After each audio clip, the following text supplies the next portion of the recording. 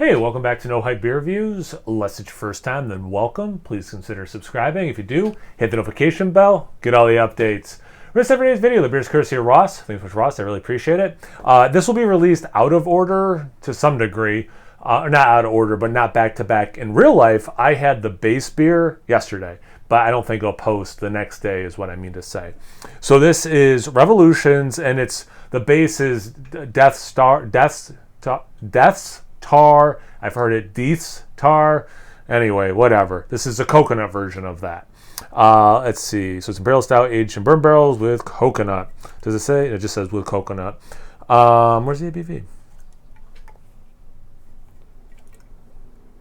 15% on the nose.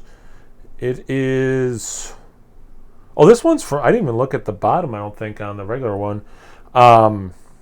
This is from July 13th. Whoa, okay. Yeah, it doesn't have... The old labels used to have like a little... Not much, but like a little thing to read. And these ones don't seem to, or I'm just missing it. All right, so a lot of people probably fast-forwarded to this part where I'm actually pouring the beer.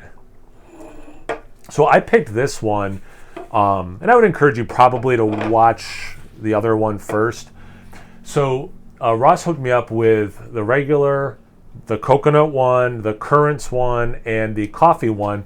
And when I was drinking the base, I'm like, yeah, it's got like that nice roastiness. I could see how coffee would add to that. It's got like this cool like, berry, a little bit of cherry thing. I could see how the currants could, add to that. But I didn't really get any coconut. So it's really, and I love coconut in, bourbon barrel aged stouts. So that's why I was like, I want to do this one first to see how great of a beer this is with that coconut added. It reminds me of what I saw yesterday. It's black, but when you look at it, like for real, there's some brown in there. Not a lot of head. There was more, but I was yapping. Let's see.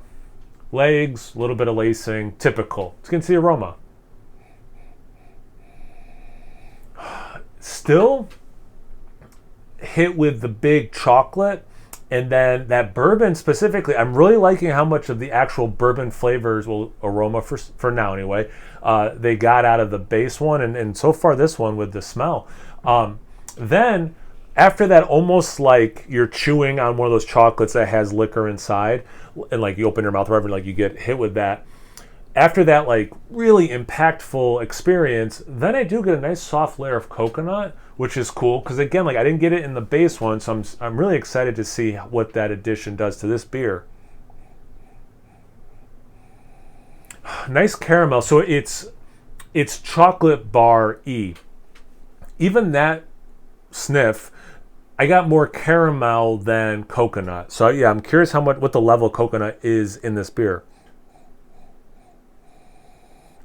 Yeah, because it's almost like a Mounds bar, but that you added a layer of caramel to. Those are really the big four things I'm getting. Big chocolate, mostly milk, like a sweeter milk chocolate kind of a thing.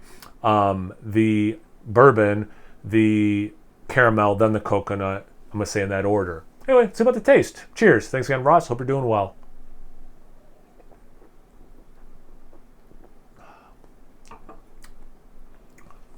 Okay. Yep, it's there. So, it's delicious. It's not huge on the coconut, but the coconut does eventually hit.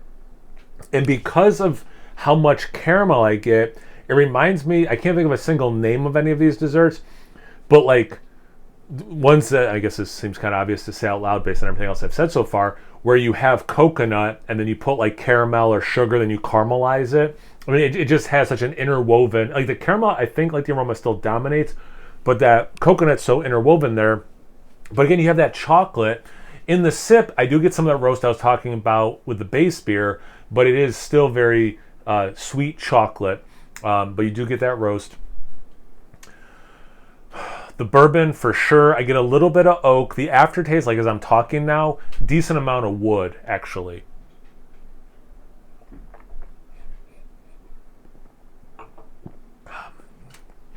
A little bit more coconut, that sip, so I guess it's compounding a little bit. It has that, like a very nice confectionery sugar into almost like a vanilla frosting. So I'm getting some vanilla. I get some of that wood. I definitely get the bourbon specifically. There's something else I was going to say. I apologize. Maybe another sip will jog my memory. I just heard my wife come home and Bruno came in, so I'm sorry, I was temporarily distracted.